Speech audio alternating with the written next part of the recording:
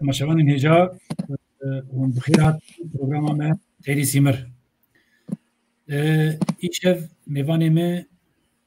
کک مصطفی özçelik'e سروکی گشتی پارتی آزادیا کردستانی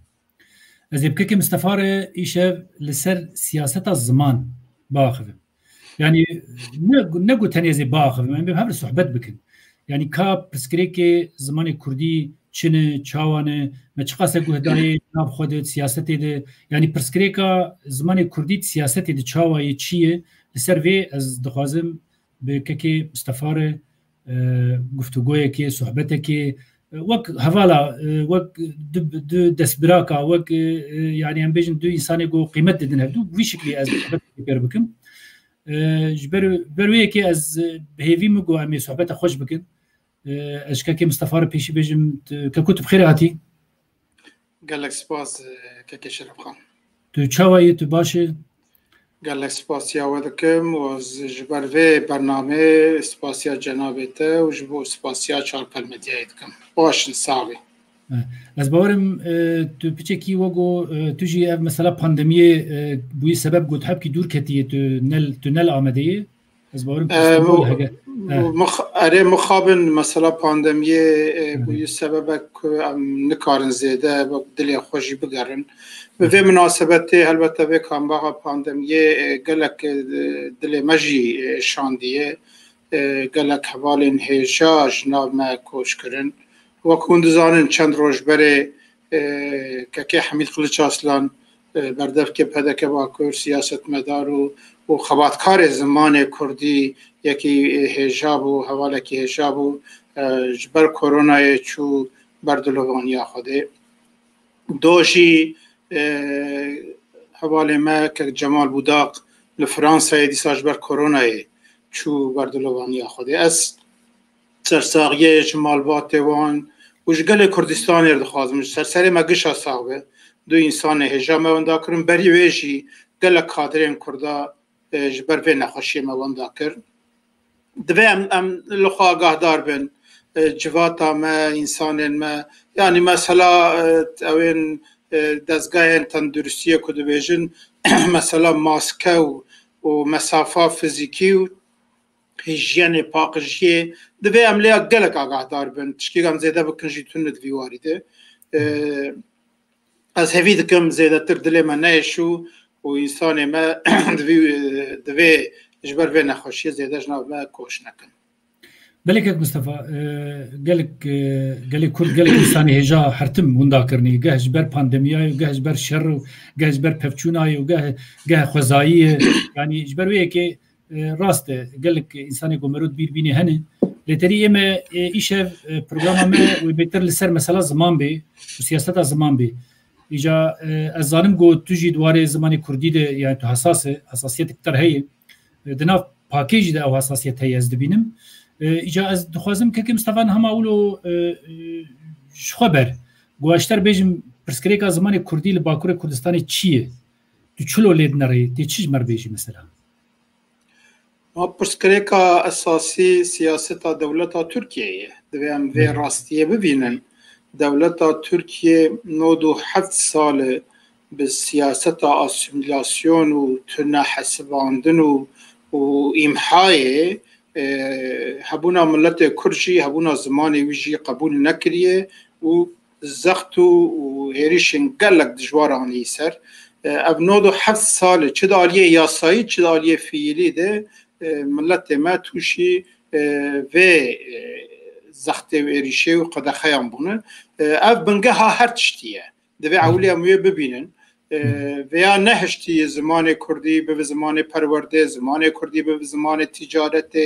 به زمان روشنبیری ده گلک واراده به زمان راگیاندن مخابن دوی واریده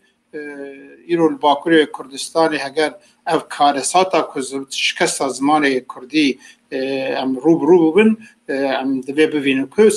مسبب اساسی دولت ترکیه لی دوی ام خوشی دوی وارد غلطی خو که مایو شاشتی خوشی وقت ملت کرد وەک مالباتێن کووردا و وەک ڕەوشەنبیر و سیاستمەدارên کووردا jî gelek kêmayî û xeletiyê me jî henin em jî mixabin gelek cara rêj vê siyaseta asimilasyon û înkarê ya Kurdî em carna rêjêr xweştir dikin. بله که مصطفی راستی یعنی از باورم تو ایروش کیجا کرد ما بپرسی پارتی می سیاسی بین روشنبیر بین یعنی کیج جواتا کردات جواب بپرسی و بیجی یعنی پرسکری که مزن سیاست دولتی جی خدایی تثبیت جی خدایی جبرولوژی مثلا وقتا گم پلتفرم زمانی کردی آوکر مگو داخوازی مج دولتی هنه یک جی برا زمانی کردی به زمانی فرمی و یک جی برا زمانی کردی به زمانی پروردی ev xeta partiye me siyasî û platform avekirin û ser hevbeşin ev lê di aliyê dijî de ekeko wego te jî got me jî gelo aliyê Kurda me Kurda bixwe yanî divir de me zêde me hesasiyetek baş hesasiyetek weşter bêjim aqlane ya jî em bêjin netewperwerane me nîşan da ser pirsa zimanê Kurdî me têra xwe em xwedî zimanê xwe derketin di malbata de siyasetê de di bazirganiyê de wego te got pêwendiyê xwe de heta di warê dînî jî de yanî di wir de jî bi amê yanî gelek rast gelek tiştê got dewlet dikê hene em zanîn jî maş xwe em zanin bêçiloyê lê ê me yanî di wir de ew gelo çika me çi bû kêmasiya me çi bû tu di wir de çi fikirê yanî çi bawriya te çi tu bi salayê nav siyasetê de yê tu nav خباتي دي تشد بيجي يعني ما تكون غلطي كيف اقول خازم اما كان قلتني ديشي دربي دربار سياسه الدوله بيجم نرن قال لك بالكيشه الباشور كردستان هم دبين زمان كردي بهر هاوي بو زمان جيانه پیشکتیه او دناوا جوات ده براستيجي ايدي چه پرسکریک اساسي نمایه اگر ام رابردویا و درباسوینا و بنارن لهیناش دسپیک آوا کرنا دولت عراق د زمان کردی هاتی قبول کرن پر مهمه و وقت زانین گاوا عراق وقت دولت بوی اندام جمعیت ملتان و چابری نتوین یک پوری جمعیت ملتان هبون عراق د سال 1932 دیاده پر مهمه چاقاد به اندام جمعیت ملتان تعهد جمعیت ملتان دبی که از زمان کردی و زمان خلقندی العراق دشین از وقت پرورده حتی مکتب سرطایی گش به پرورده زمان وان بکرد زمان وان رسمی به محکمات و زمان وان رسمی به قبول کردن و جه کرد لی پرانین جی ده زمان کردی زمان رسمی دوام به اف گلک مهمه پشتی ویجی دوام کرد جارنا کم کردن زیاده کردن و مثلا پیمان اتونومی 1970 ده ایدید دستور جدید و گل عالیه جدید پیشکتن مزن چه بون اف پر مهمن یعنی گاوا زمان تا قد خب زخت لسر هب به میلیون انسان تا نکار بن پرورده ببینن و ترس لسر خلقه هب نهلم بپیون قد ریج بو زمان پیش که بتونه نبکرن اف گلک تاثیرک مزن لید که دوی اولی ام بنگه ها و مسئله ببینن که زمان کردی باکر نوک باشورو داره دیده زخت قالك زيادة شوي إذا أب آلية دولتية دولة إيروشي بفكرن ترى كردي هي ليونيفرسيتا باشا زمان كردي هنن د مكتب سرطاي د مكتب دولتي ده او درس بجارته زمان كردي اگه چند عائله بخوازن کارن بشيرن لقال فيجي د پارلمانت دولتا تركيا ده مجلس تركيا ده چا بحثا زمان کردی به زمانی که کس نزان چه زمانه دوی ام ناس ناکن او محکمه قانون بنگهین دادگاه قانون بنگهین آنایسا محکمه سی چهاد در حق پاکه ده دوزا داخستن گرتن وکر سبب جیجی چی بو هندزانن سردوزگر محکمه یارگتای ده بیجه جبر که پاک بحثا زمانه کش در وی ترکی دکه و بحثا که پرورده وی زمانی دکه دخوازه ترکیه پرچه بکه و نجات پرستیه که جدا خوازیه دخوازه یعنی نجبر که ما بحثا کردی کریه ام بس ام نجات پرستین تاوان کرن نها اتحام کرن دولت ترکیه اوه جه آلی که ده هنده گافت آویتن ده آلی که جده اوانا گشت تاثیر اوید کن لی آلیه ما چاوایه نها از بخواه ببیشم از بخواه وقت مصطفایش چریک از دیر کاچه ماردینم حتی 7 سالی که دست به مکتب سرطایی کردی مترکی نزانی بود المكتب التركي فير بون وقال كردين ما يعني نورمال جيانا خويا ويده ام كردي ما نزاني بو وحتى تي بيرامه زمانك غريب وجمر يعني او ديرك تي بيرامن اويك ديرك بنو تركي بي ما حنكي خبو عندك يعني ولا انا ما تقول تعاش خب وندقو زماني شلدم بلدم والله هند او با ليه ما حنك ام دكانيا ما حنكي خبو عندك بفكرن يعني اذا امج جواتا ما جوي دري ايرو هاتيه ديرك جيو دور بريدشي مخابن نویه جوات زیادتر ناوا خود ترکی ده پیون ایدی آخافتنا ترکی ناوا گنداشی بویه وک تشکی طبعی خوزایی ابا طبعی مثلا تکنولوژی و تلویزیون و دیجیتال سیستم و سوسیال مدیا و گلک تاثیر به هنن یعنی به معناجی ببینن هنک تشنی هن جمرج خدمت که و ج خیر نخوازا جیر خدمت که لی لگل ویشی تشتک وک آریه کردا مخابن ام ده مثلا کردی بتایبتی کردن می باکر ده مثلا زمان کردی ده وقت دولت ترکیه 97 ساله تدبیقی بجنتیکا ملیستن تدبیقی تشتغل مکرن سعرک المکرن یعنی ام کردن باکر ام دچن اروپا جی ام زمان وی ولاتی زارو که مزیده تر از دبینم حواله می که لولات یعنی پرانیاوی بیم تدی هنن ایگل برخودن لیکن کاتو دبینه زمان یا سوئدی یا آلمانی یا نروژی یا زمان وی ولاتی زیاده تر كيف مستوى خبرت يدور دولة هي اللي مثلا از بيجم از سالال السويد ما تجي زاني حوالي تو دوست مجل السويد برن اللي باور بك جوي على دي حساسيتك السويد هي سويد بتشكي موجودات كي نجو السويد باريس وادن لا باريس كردن سويد تايبتي فرقك هي ليه مثلا ما بخديت يعني ديسا از لي بتشكي شاشي يعني كردي زانن بكردي عالمين ليه تدبين الزمان واني روجانا ايد نافا خود اي جنجاو اي اوانا بوي زماني بي ولاتي قال لك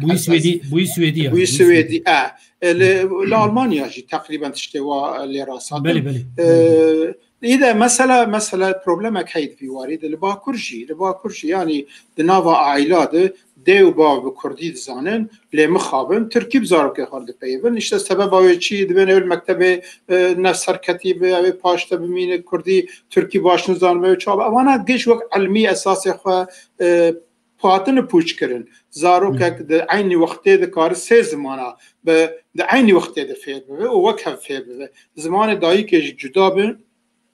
باویج جدا به کار هر دو زمانه هدر فیر بین لی انسان من مخابن دوی هشمندیه ده بچکی تاثیر پروپاگاندا و سیاست و کریارن دولت دمیلن خوشوی معنی ده زمان خوی روزانه ده مالا خود بکار بینه دور ده قلسیات پرمزن و داویه زیادتر چهویه ده سیاست باکور کردستان ذاتن ام ببینن بلکه حتی سال 60 سیاست زیادتر لسر دناو مدرسه و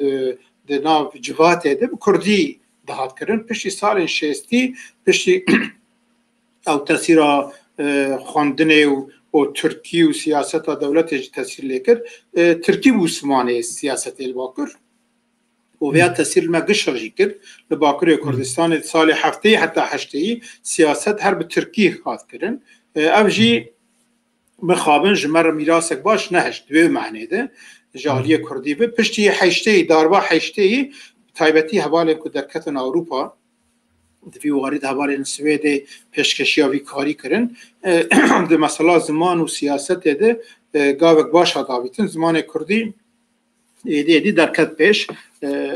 لیدیسا ایروشی مخابن دوی وارد ام بیجن تشتیک و گرک بکرن هاتی کرن نا بفکرن دمکه هدف دورا 100 بلدیه ناوی داوی 6 بلدیه دستیوان دبون دما 100 بلدیه جیده 106 بلدیه دستیوان دبون و دوی دمید شرجی تو نبو حفظیتن هبو شرد یعنی روش ناو قاز حشکو اواش شربو دی ساجی هدف او نکر دما چاره سریه دیواری دیگوتن یعنی نرمیتیک هبو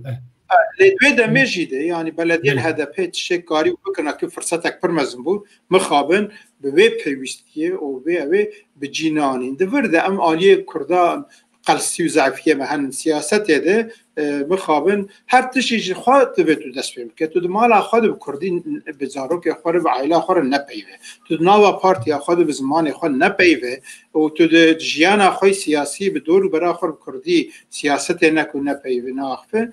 البته که تی نکار بهش خلقی رو نمونه و البته تی ویش کستایی تی کورتر بکه جبروی ها او ایشه کی مزنه او ایش نیشه 25 میلیون کردن بحث کن و الگورد شته که تخمینی جی بلکه نویه کرده کردی نزانن اف تراما پرمزنه تراژدی پرمزنه و یا جدیم او بکن مصطفى از تشکی جنابی تپرسم یعنی مثلا لگورا گو تنها تشتگو نها تگوتن و تشتگو امزانین جی یعنی قالوا ممكن بيك انا يعني تشد بيه گو ام خطکی قالند نبینا خو زمان ترکی دینن یعنی زمان ترکی وقتا گوت پارتی یاسایی به وقتا گوت هاته به یعنی تلگوری اسلوب الگوری چی که هاته به دامزراندن کمالات تو هرج والیتیه یاجیج اشکش قی مقام اسم بخوازه بزی کمالی آدم کم یعنی او خبات دموکراتیکی گو ام بحث کن وقتا گوت ناف دبی قالوا ممكن گو دیواره کی مزنی قالند دنبینا خو ترکی دینه یا راس افتکی راسته يعني جارنا ببور جارنا تدي دبي مرج اوي شيري شو تيدا مره ماستيجي بيبتك ماستيجي ورد بين تدي نها بالصاله ما سياسات بالتركي كر ام دبي قي هما هر سببه امن ومنهجتي كردي نوعی سیاست دولتی هی تراما مزن هی پلان پروکور دورانن یعنی و دولتی ورکری که راستی جنهشتی لباکر کردی به زمانه کی جیانی و زمانه کی پیش مسئله سیاست و پرورده پیش که لی هم چی ببینن نها ام بحثا سیاستی بکن لباکر کردستانی ایرو لگورستا استاتستیک دولت ترکیه دوره 17 میلیون و نیف کرد تو کردستانی دشن نفوس وقت به دوغو گنای دوغو یعنی با کره کردستانی و سواسو مارا شیجی توله زیده بکه دوره 18 میلیون کردستانی هنن جویا نفوس کردستان جی سدی بیستیوه نکردن دیاره و تقریبا تخمین 10 میلیون زیده ترجی کرد ترکیه دشن هذا ناوا كردا 25 مليون تقريبي بحثا نفسه كدكن دناوا كردا دنيفيه كردا بكردي نزانن باشه قواتو سياسته بك بحثا تاريخ خو بك بحثا تكوشينا خو بك دعوه خو بك بحثا حقونا خو خبات خو بك بس تو كردي بنيفيه اشتفهم نكن معقوله نهاد في ام تشتات كل نكن زمان مي اساسي دي كردي به زمان مي بنگهين ايو كردي به دوي ام دجو كردي جي هم كرمانجي هم جي زازاكي كرمانشكي به يعني دوي ام دورد زلال بن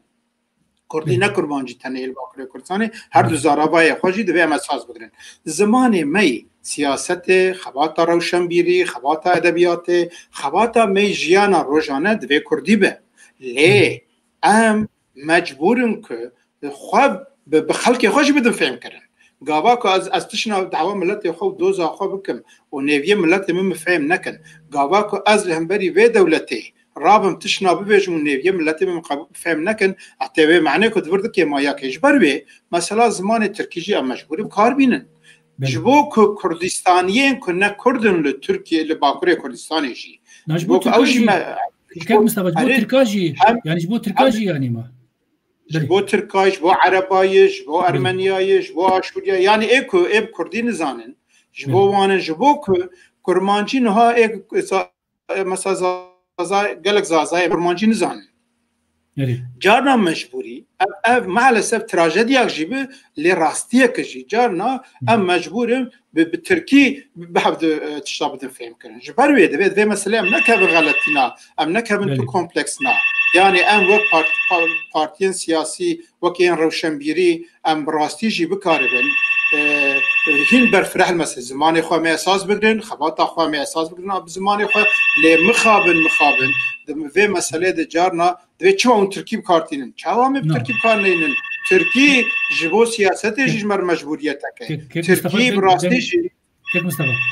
دنگ هنك زيله ولد خن زیلت که دنگ کلو گل کی نظام شکوتی نا تلفنی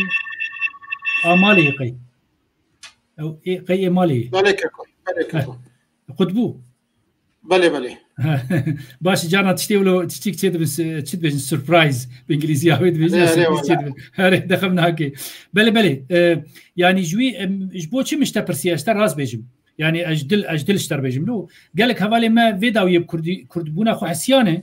دبيجن قيتري هما جو يكي تشتكي بتركي نفيسان ياتا جوت ياتا اشكوزام تداخيانيه خو تركي دايات وبشداري برنامج تركي ويات تركار تداوستن ياجي برنامج بارتيات بتركي به يعني فينا ولو نزانم بالشكل كي معناه كي دي جدر دخن از ولو يعني بتشكي ولو خطك الباشماي از دبينم ها نرى براليتا ما نغنجاوي وقت دغاودي قال كي باش كرم كر يعني جي لازم تي بتركي بيبي جي لا خدي از جي لازم بزي عربي جي بيبي مازال سويدي جي بيبي لازماني مني اساسي وقت دغاودي باش كرم كر اي مات بيونديا مات ناف خدي قالك ام بكردي بن قالك وشان ام بكردي بن يعني قالك جاري مثلا بيجن كردستان مي باشور وشاني واي دزگه وا يعني تربيني جو اوجي بتركي جانا وشانيتكن يعني مال بري وا هنك كان بتركي وشانيتكن يعني دمك حوجداري كي حيا جمرود كي افنا يوم معني جمرود داش كرديتيا خبر دي لي قالك دبر مثلا هنك دردور هنا هفال روشنبيرن سياسه مدارن يعني قالك حشكن في مساله دي بيقرك مرو قد يعني على قيمه بيتنا بافجي تشتكي بامه تشوت يعني ازولو اللي نظام تش و تو چاوت بینی؟ علی ام بخوش یک پارتی آزادی کردستان تمام داخیانی خواه ام یک پرنسیب آنا به کرمانچی و بزازاکی به کرمانشکی دیدن اف بیت تردد ده لی ام ترکی جی دیدن جبر چه؟ جبر که نیویه کرده به کردی نزانن و دوی رای گشتی ترکاجی به سیاست آمه و فکر ما بزانه بن ده گلک تشتا دوارایی جبر وی دوی مسئله دوی ام دو تشتا تیکل نکن گاوا تو زمان خوب کار نینه تو زمان خوب چوک ببینه تو ناو مال خود ناو پارتی خود ناو جوات خود تو زمان خوب کار نینه سیاست روزانه تو زمان خود کار نینه و تو راب ترکیب که زمان خود اساسی هر چیده البته که اف شکسته که او ری جوی درزا داربا کل مکتی جالی دولت و امی کلتور فرهته بکن لگاوا که تو هر چیز خال سر کردی آب که لیتی وقت بچه خبات سیاست خبات روشنبیری تو بکار بینه افجی مجبوریت کیرو یعنی جبوید و مسئله ده با آمشی اما اوه کدوم برقت ترکیه هم بکار نینن او نمعقوله لگاوا که تو کردی اساس نگره تو همه هر چی خوبه که لسر ترکیه آوا بکه حل بتکه او ناب سیاست نتوی کردستانی او مرور رخنت کی مثلا باشوری کردستانی تو باش ناست کی ما باشوری کردستانی دم خوده اگر یکتین اجتماع به اگر پارتی دموکراتی کردستان به ما وقتی خود واجب عربی تش نگوتن عربی نویسان نهاجی کن اره والكردستان ایران بله للكردستان ایران جی ولوی ازانم کوملام زحمت کشی و پارتی دموکراتی کردستان ایران جی و تری حزب جی يعني وانا جي دكر الكردي ما يسوري جي يعني روجافاي كردستاني جي دكن يعني جبروا هيك مساله جرك زلال ببي يعني بامه وقتا جو مرو قالبي بزمانه كدي خو ifade بك و جي بي وست ها من ديسا دوباره دكم بجيم جيجو بي وست به تبوي زماني بي جرك مرو وينا بچوك نبيني ومرو سفك نزيكي وينا نبي ل جرك اجنبي سبب جو مرو زماني خوش بيراب كي وجو تكرم كر يعني مثلا بيجن هنك بارتي ما يعني هنك بارتي ما كردا قال جوا مساله سياسه بتركي دكن يعني كردي قال لك دكوي اسكوزان مخالات شارع و 5 و 6 و شهرداریا جی دولت کردن پارلمنت وج دولت کردن و دناف خوش دولت کردن وش برلوج مرخنه الواد کردن ولو بگو هن دورد شاشن يعني دورد گرک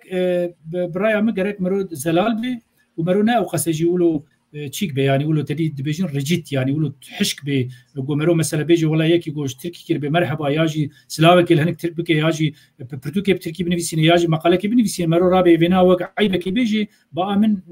نتشتكي تجي خديه بلك مصطفى هذا دريد اريكاكو اتخوازم يعني بيا تمام كم يعني دريد امج كوجاكي نبنزنكن كوجاكي دي يعني نها يعني جالي كي و او پارتیا ایرو هری خورد امبیشن کردار رای دستینه یک جه هدف خو پارتیا ترکیه دی بینه لی پتانسیل کرد رابط تمام سیاست خو اوی خال سر ترکیه آواد که بلدیا جیده دست کردا دبون دیسا به ترکیه آواد که عالی که اف تراما و اف تراژدی لی عالیه دیجی توی همه از ترکیش خار قد خبکم افجی که ما یا غلطی که بیامه زمان ما ولا اساسی لکردستان البته که دوام زمان خوی کردی بکار بینن امروزه لزمان همو پیکاته لکردستان نشی بگیرن دوید وی واریده براستی جی ام جدل دموکرات بن او باکور کردستان کردتن ناجین آن باشور کردستان کردتن ناجین ذاتن باشور کردستان اونزان 5 هم زمان رسمی هنن یعنی هنا دولتك فدرالي يجي هنا تام نبوي دولتك صار بخوجي بين زمان رسمي عنش بربي باكوري كردستان يجي وابه يعني به چند زمان رسمي هبن خيندي كردي لي غاواك وكرد وكردستاني ام زمان خو نكن كردي او سروي ام سيستما خو اوانكن هشمنديا خو ما اوانكن ام نكاربنج ملتي خوجر گرینگیا و دوزه و زمانی بدن فهم کردن زمان جی هیکل ملتکیه او گلک مهمه هیکل وی ملتی لی ریا اساسی هلبت نوا خود محقق دوی ام برنامه تایبه چکنی لی امی بری خو بدن که دوی ام بری خو بدن وی که چاوا دا مزراندن عراقی ده زمان کردی رسمیات قبول کردن آن الجمعية ملتان هات عراق تاودا دفع دولة تركيا إيرو زمان كردي وقت رسمي قبول بك پروردا زمان كردي قبول بك أم هزا خو إيرو 25 مليون كردن باكورو لتركيا أم هزا خو خواتا خو سر خورتر و کورتر بکن ام بکار زمان خو بکن زمانه کی پرورده و زمانه کی رسمی هونه ببینن 10-15 ساله دی نفشنو ام مناقشه اندکن جی او جوان رو وک مزیبه او وا دمکی دمکی باب و باپیر ما تو کردی جنزانی بون بلکه 20 ساله دی او یعنی جبر وید و ام گرانیا خو بدون وی کو دولت ترکیه مجبور کو زمان ما قبول بکه زمان او ام خبات خو سر و ایرو برفراتور و کورتر باش که مصطفى نها مثلا نها روشنبيري كرداد مناقشه كله هي ديفيجن جرك برسا زمان وناسنامه يعني برسا زمان وناسنامه تكوي پیشیا گلک خبات گو سیاسینه یعنی نایوی معنی گو مرو درش پروگرام خو برده و دفج نظام پارتی می سیاسی مثلا دفج فکری خو تشتی خو بردن لگو اگر ام برسا زمان وناسنامه مثلا جبو قانون بنگهین جبو قانون دن جبو گلک تشتی دن ام بکن اساسی و براستي وقت ملتم خودی لیدر کبن احتمالي كي مزن هيجو ام هنك تشتا قاربا بدس بخن چما اجبرگو رايا گشتي انا نتويجي و بشكرتيا مدوي وارد بكي از باورناكم تو دزگه اوروبي بيجن والله ما في وتنه گوهم بزماني خو پرورده ببن يا جي زماني كردي لتنشتا زماني تركي به زماني پروردي نقلك يعني دفري مثلا پر پیشکتی قالك زماني فرمي هنه يعني قالك زماني فرمي هنا وقلنا هذا كريم كردستان عراقي جهي قالك دفري ديجي هني يعني الاوروبا جهي يعني دفرد قالوا امكارن تشبك جبوغا اف برس بي سركه ياجي بيش مولو بيشن نگو مرو برنامج پارتی خو ایدئولوژیا خو سیاست خوش بیراب که یاج دینی عالیه کی بس دوی وارد ام بهبر بخبت يعني مرو چی دکاری بکی برایاته نها ما ده حجده جوت مها ایسال 2020 ما کنگره خوی دویمین یا اسرائیل درخست نه دوی درید بریارک ما هیه و امید روزن پیش برای گشتی جره ما برنامه یک طالب عاجل ین ایرو دوی ام بدم پیش ما تثبیت کرد سه چهار خالن اساسینن ما گوتیه ایرو راست برنامه ما جدان نه سرخبونه فدرالی کنفدرالی اتونومی بخوازن ستاتوی کج ملت کرد او برنامه سیاسی جدا هنن لی ام پرانیا کردا ام دکارن و حتی پرانیا کردستانی ام دکارن سر وان سه چهار خالال لحف بکنو به حفر بمشن یک هبونا ملت کرد به قبول کردن ده قانون بنگهینا ترکیه ده به زمان کردی به قبول کردن زمان کردی به زمان پرورده و رسمی بده ده ما في آزادی فکری و ریخستن بوینه و خبات سیاسی هم لسر ناو کردستانی هم ناو گشتی به سر بس کردن ده اف جزای هیچ گش خولی رابن و ده او پیمانا ریوبرین خسرین اوروپا که ترکیه گلک شرحه و خاله و شردانی گلک مهمه او به شهرناج ورته رابن او پیمان زاروکا ترکیه گلک شهر دانین سر وناج هولی رابن او دوی اف شر راوسته شر ریل بر همو تشتی دیگره شر هبتو نکاره خباتا زمان خو اوه جیزه پیش جبر بی يعني ما امجي وقت فاكتبه كيف مصطفى وقت يقول شر هبي يعني براستي حرتش تروریزه دبي تشب بخوازي دعوة زمان بكي تروریزه دبي دعوة ناسنامه خوب كي تروریزه دبي دعوة مافيا مروفا بكي تروریزه دبي تجيكير بمرحبا تروریزه دبي جبروي كي خبرته يعني اب مثلا شر جهاي دبر كلو يعني براستيش زرار دي يعني مرو خيال خدي يقول زرار دي دوزا كرداب تواي يعني بله كرمك بلككو مگو يعني زرار دمه بله زرار دمه و تو تشتيقو ام دست بخنجي دوی وارد توني مثلا نها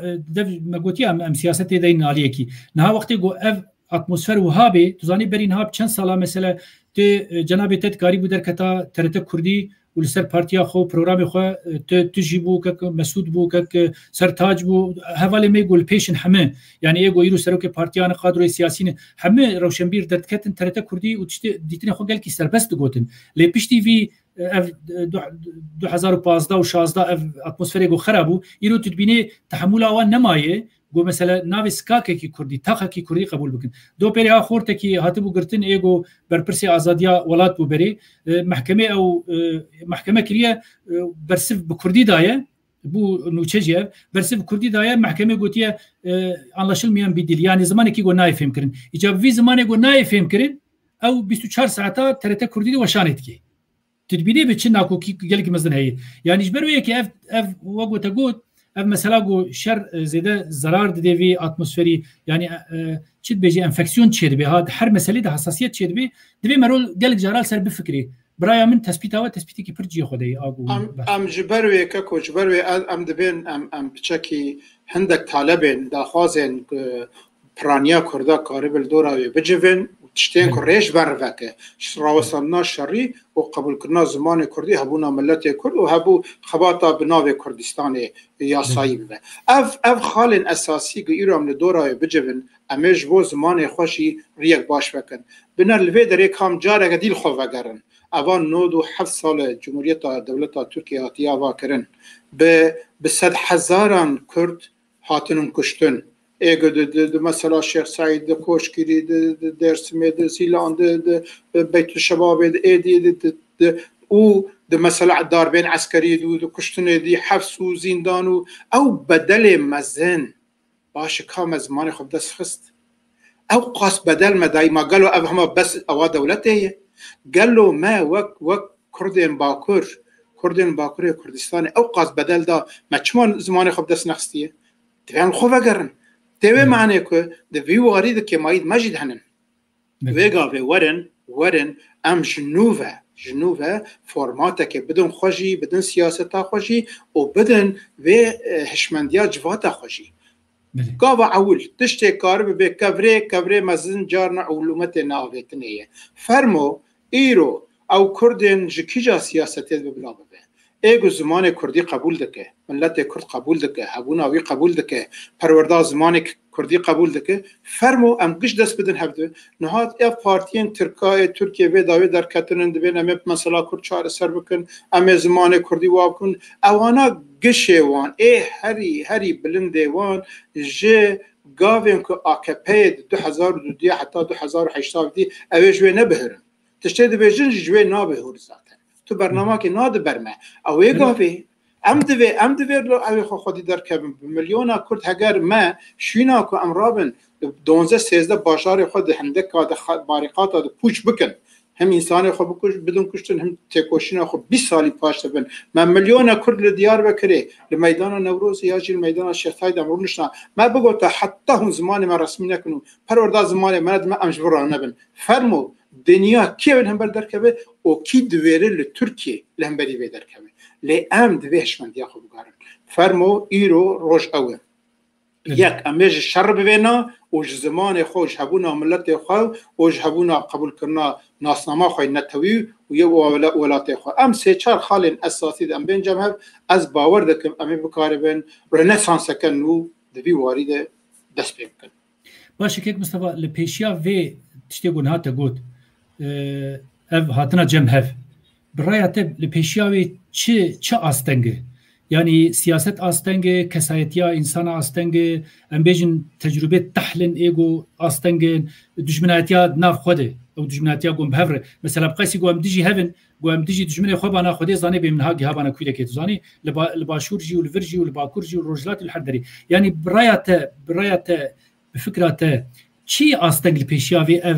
tiştê gon hatit bêje maqûl insani demokratik çi bêje yani dünya hemme bina wê bêje erê wala tiştê maqûlin yani çi peşiyawî fikret مخابن gelek cara ev daxwazên maqûl netewî insani esasî ji ber hindek berjewendiyên siyasî beravêtî dibin mixabin hinek grûp partî şexs gava tên جيجيا قواتين كو مثلا هالبجارتنا كي تشتكي داش هر شي برددن جبو بارلمانتريا كي جبو بلديا كي جبو تشني هين بچوكتر مخابن دس با داخاز ماخاز خود گشي برددن دارن دكبن بن سياستين خلت او في هاوي بردوامی چنابه نوها هلبته ايرو افتشي ام دبيجن ام بي مبالغه دبيجن يعني بلكي سدي 6 هفته كردا بکیمانی دکال سرو برنامه بجنر یعنی کردکی رو دنوا و پارتیان دولت جیده AKP و CHP و دوا پارتی و گلجک پارتی و حتی ای پارتی گلک وانجی و امبیجن کرده کدناو هدف و هداپار و وانه دی پارتیان کردستانی یعنی پرانیا کرده کارن سر به برنامه الحب بکن ام وقت پاک امه مثلا پاندمیه پچک آستنگی در داخل لی امه به برنامه خو پیشکشی جواتا ملت کردگن ام نهاجی و اوک بانگ که دکن فرمو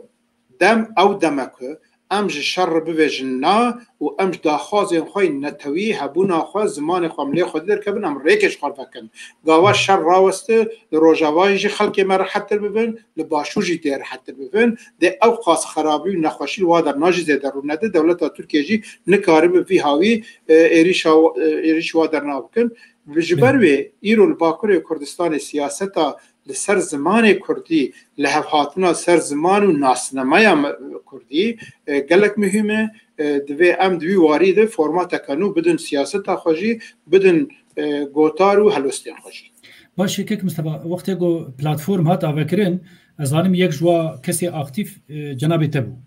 یعنی تی بیرامه هاوینا 2018 بو هاوین بو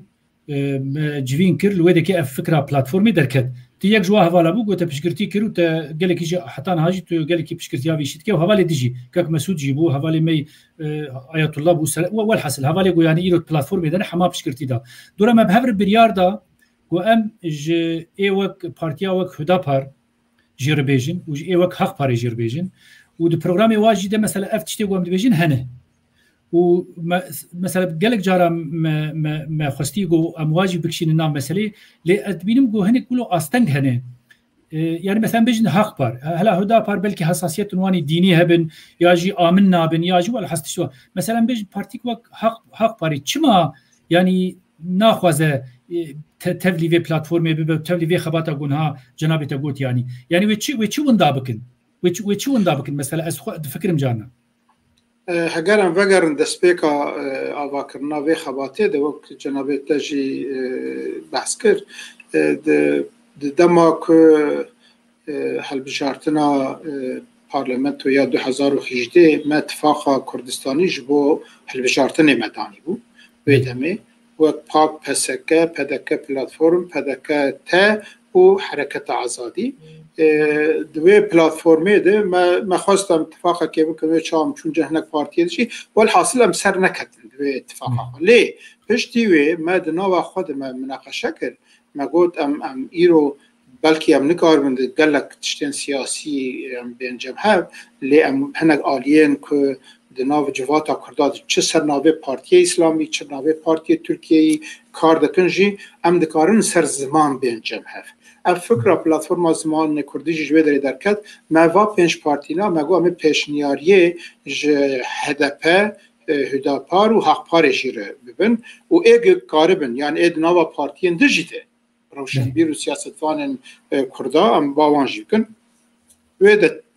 دمه ده براستی هدف قبول کردن هدف هاتن کتل ناوی خود یعنی اساس خو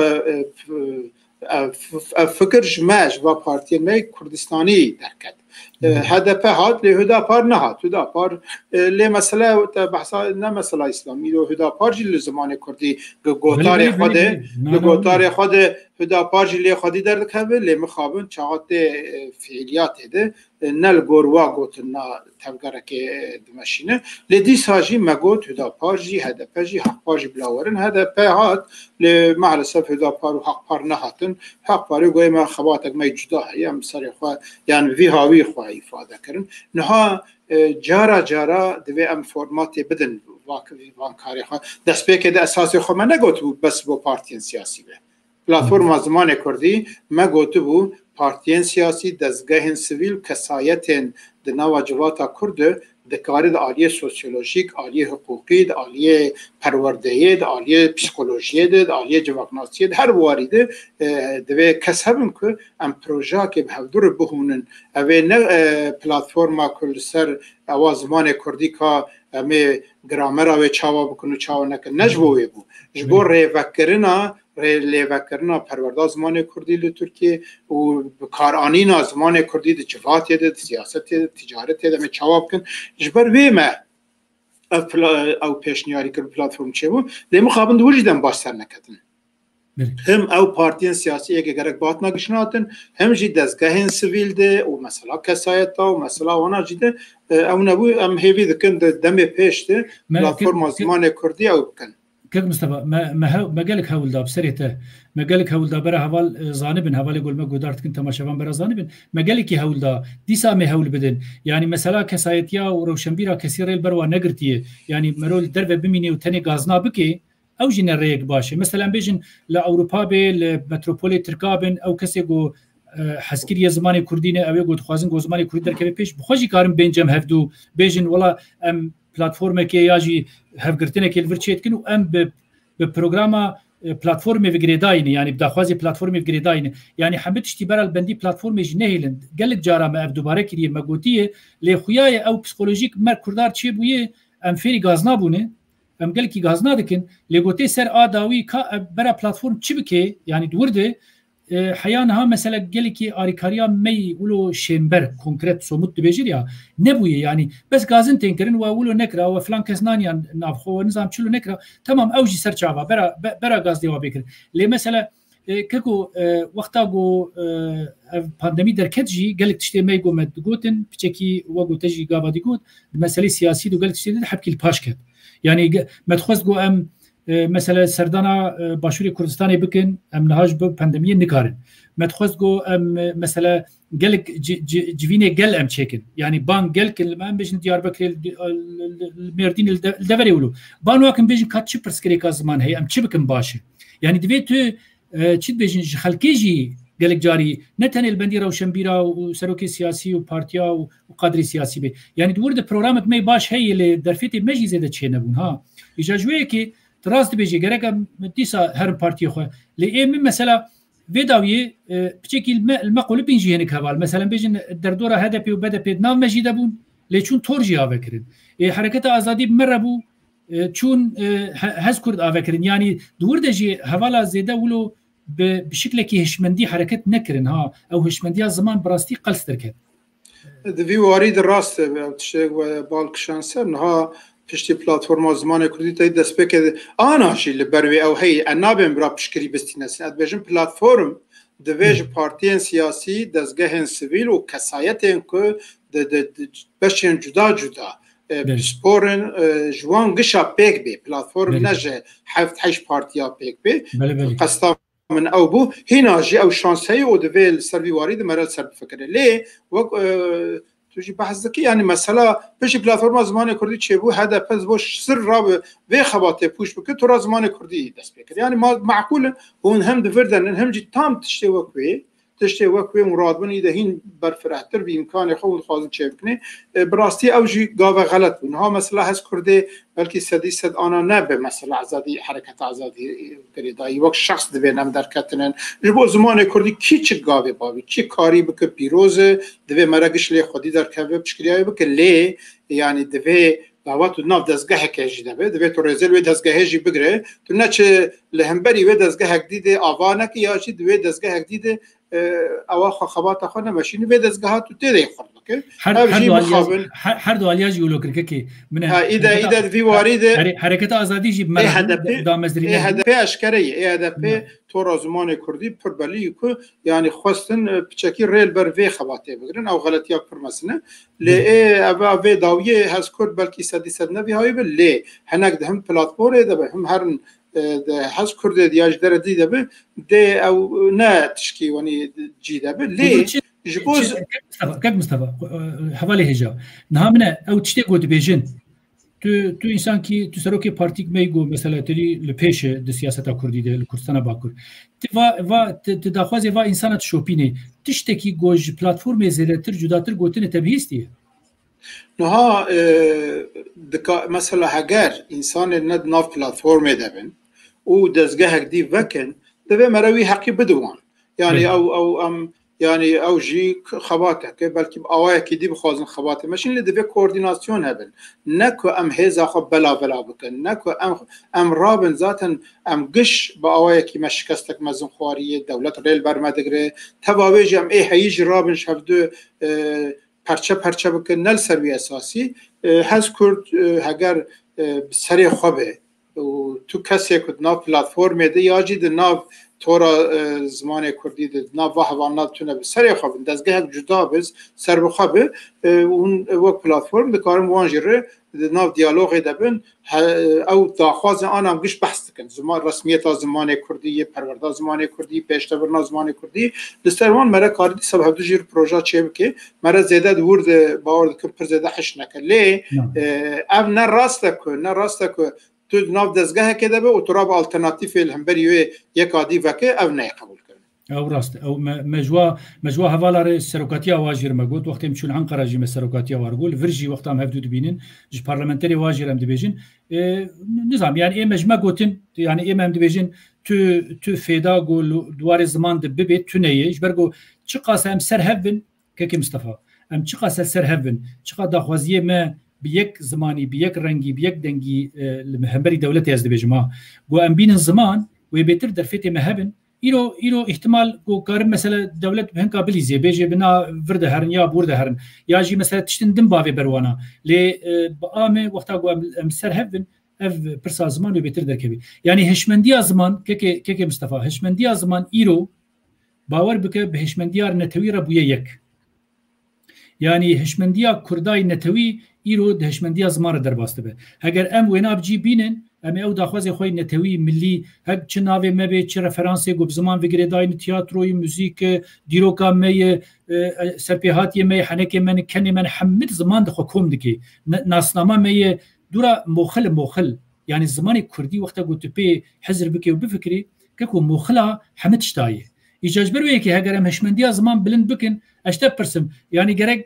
سلوگانا می سرکه آم حما سیاسی هشمندی زمان بلند بکن و چاوابی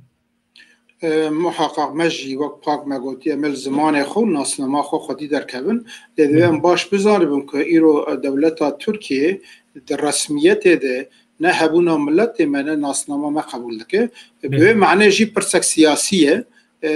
بس به خبات زمان زانه تنه اب نکارم و آبلوقای و بندل هم بری خوب بشکینن دوی ام جواتم کرد و کردستانی هر پیکاتین خویین سیاسی جواکی دینی یه مذهبی به هر آوایی ام بکاربن اتنیک ام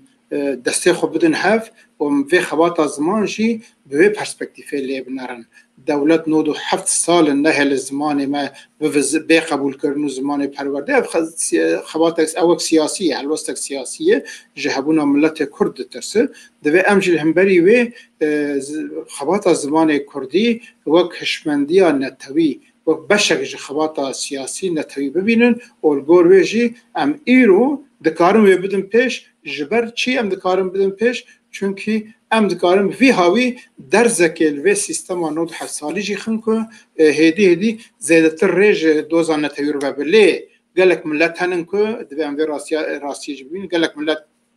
وەک ئیسکۆچی وەک ئیرلاندی و هەناک ملەتێ دژی یعنی زمانێ وان وەندا بووینژی لێ دیسا خەباتان نەتەویژی هەیە دەبێ ئەم دوی واریدە يعني مثلا خباتا سياسي هشبنديا نتوي وبيرو باوريا نشتماني والزمان ام بكار محفدر بهونن ايرو باكور كردستان اري خطري هي زمان كردي دسا زمان جواتي يعني بنجهك وي هي اري شكستك هي لبنجهاوي هي جواتا ما دسا زمان لي خدي دركبه زمانك هزاران سالای کوکو رها خبر ناوی آخر دایه ادبیات آوی هیه زمانه که وقت زمان دنوا زمان جهانه ده یعنی وقت بیشه وقت او زمانه که زنگینتر دنوا زمان زنگینتر جهانه ده جبروی ده ام زمان خود باور بن سربلند بن لی خودی درکبن زمان کردی ایرول باشوری کردستانی 26,926 حتی 91 پرفورمانس زمان کردی تشتکه لجنود و یکی حتی ایرو تشتکه دولت بونجی پر مهمه گاوا که تو دولت به تو زمان خود 100 قاطی 1000 قاطی پیش دبه جبروی آنا لپیشکتن زمان کردی باشوری کردستان 1991 حتی ایرو بنارن یعنی بلکه 100 قاط وی 6-7 ساله بهری زیادتر پیشکتی جبروی یعنی زمان اره ایرو دوام جبو زمان بخابتن و زمان برسمیت آوی اول لی دستگاه مهمن دستگاه هاتن قبول کردنش مهمن و اساسی خو ام بکاربن وقت فدرالی کنفدرالی سر بخوا ساتویک مهبه دولت مولات مهبه ام زمان خو بکاربن او تشتکو به صدان سالال مدانو وندا کردن ام بکاربن نابینا 45 ساله که ده تلافی بکن و ام زمان خو پیش تلفن جبوه فکر و هشمندیا نتوبونه فکر و هشمندیا زمان و یا ولادبونه یا هشمندیا که استاتوی سیاسی بدستخستنه خو اداره کرنه لولات خو اداره کرنه دوی ام حفظر بکاربن و کوردیناسیونه که چه بکنه به حفظر بهون yani az bejim tişte gotu dibêje yani mesela zaman û siyaset ji hev nayê qetandin yani gelek dever ya jî şexs ya kes hene derî bê tenê ez ê bi ziman dakevim ez ê pirsa ziman dakevim ya jî ziman ji siyasetê biqetînê em wegu piçekî antî siyasî dijî siyasî sekinê ba min ew dîtinek gelek şaşe siyaset bê ziman nameşê siyaset wextê ku siyaset û ziman gerek bi hev re bimeşin zimanê me çi bê em ê wê siyasî jî bixwazin ji ber wê yekê jî ew dijminayetiya piçekî partiye siyasî grûpê siyasî wexta tê kirin ba min heşmendiyek sexteyê netciyê xwedê ye pirsa ziman jî pirsek siyasî ye û gerek miro wilo fêm bike keko em hêdiyê dî ber programe dawiya wê tên em nizanim belkî bedrê te rehet kir nizanim ya jî tu dixwazê tişna lêzî de bike از سپاسیه ودکم البته مثلا زمان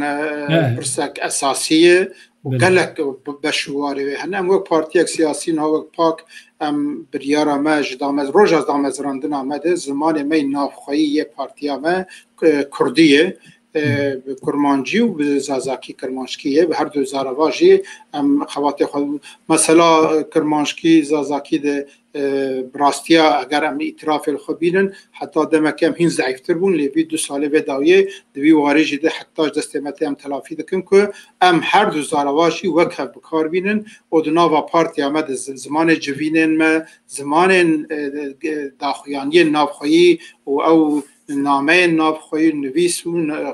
گنگشی مگش به زمان کردیه و ام بانک دکن که همو پارتیان کرد و کردستانی دویش ویا نیو گاوه پاشت ناویژن دوی افش ویاش خور بکن پرنسیبا اساسی هر وها زمان نافخوی مال و مالبات و دور و برا خوش دوی ام بکن زمان کردی ام زمان خودی در کبن زمان جیان دوی زمان کردی به البته تراوما مزن هیه و دولت ریل برمره دگره لی دوی ام جی به هر حاویل زمان خودی در کبن لی خودی در کتنا زمان کردی لی خودی در کتنا هشمندیان نتویه و زمان ما به راستی جی لبر چعوای به هزاران سالای لبی سر به آخر جی لگل همو اف جنوسید و اف تعدی و ظلم و آسیملاسیون و اینکار جی وی زمانی برخدایی و حتی ایروهاتیش ایروپی جده ده تو کس نکار ویج حالی را کده ام دورا جده پر راحت بن یعنی نه ایشه یعنی قاندی که تکنولوژی ج خیر نخوازار خدمت کش ماجر خدمت که ده ام بکار من بخن خدمت تا زمان خوب ملت خوجی لی دست پیکاوی هر تش مرش خود دست پید که ام عولی خواه گرن هلبته که امی بکار بن بند خورد لهمبری و خیر نخوازاجی آواک كردنو بكردي بفكرن بكردي بخوينن بكردي بنفيسينن وازولو بيجم تبي تشيكك مصطفى بكردي بجين بكردي سياسات بكن را كردي ببرچك شخصيتا مي جياني اسپاس جبو وادي تنيتا و ام جهان داويا بروجرام ام كارن زيدا دريج بكن ليز باورم بس تشتي لازم هاد گوتن سپاسیت کم که مصطفی جبو گوت بشداری پروگرامی بو بله تماشاوان هجا وگو حرتم ام هاتن داویا پروگرام که یعنی دوی مرو وقت جی باش ارگانیزه بکی مرو یعنی نه همه ساعت ادریج بکی و فلان که مصطفی جی گلک دیتنه خو بزلالی گوتن از وینا خوش نزیک تناست که مزانم گو یعنی دوی وارد شارزای کاری دیتنی خو باش فرموله بکی با من تشتی گو لازم بو گوتن هلبت پرسا زمان پرسا گلک فره وگون حمد زانن يعني مرود كاري بروجا بساعتها اشكو زعما يعني قال لك دريج سربو اخري اللي تشتي لازم هاتن قوتن ايرو ميواني ما اوبو اميت بيشته حوالي دن بكن ميواني خود في واريده سباسي كت مستفادكم و از بيجم ام هاتن داويا بروجرام اخو بخاطري و حتى بروجرام كيدي ببينن خير وخشيت اجي سباسيا جنابته و سباسيا چارپل مديعكم قالك سپاس و سپاسيا بيناري ما تماشاوان مدكم که دوی وقت ده ما گهدار کردن ما تماشا کردن سپاس بوده که مصطفی